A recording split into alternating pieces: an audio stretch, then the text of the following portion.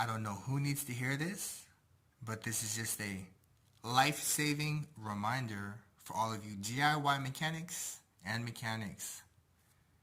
This is a rear differential. It is for rear-wheel drive cars. And if for whatever reason you must remove a rear differential, know this. I grabbed each axle and did a Romanian deadlift. And I would estimate this unit to weigh around 140 pounds. Having said that, I know a lot of you DIY mechanics have your car give or take about 2 feet in the air.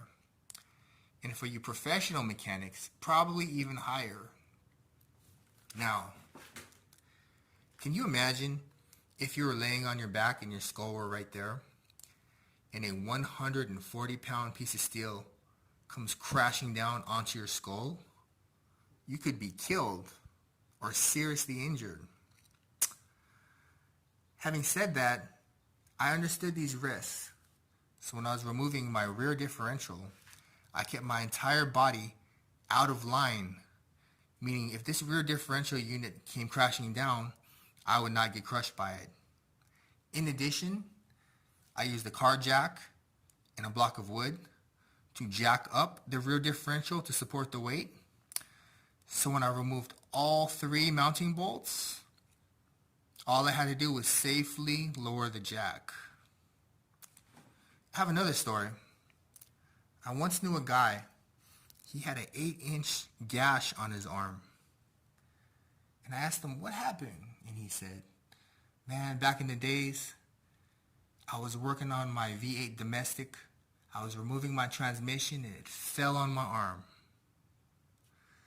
So like I was saying, his arm was in line with the transmission. And when it fell, it crushed his arm and cut him right open. And many decades later, he still has a gash on his arm. I don't know if he got stitches, because usually when your arm gets sliced open, they stitch it closed. And when it heals, sometimes there's a small scar. It's not even noticeable, and sometimes it is noticeable. But I noticed a big gash on his arm. So anyways, I'm straying off topic. My point is this. I brought up the example of a rear differential and about how my friend gashed his arm open with the transmission. So, having said that, a wise man learns from the mistake of others. A fool learns from his own mistakes. I hope this helps somebody. Till next time, take care, everyone.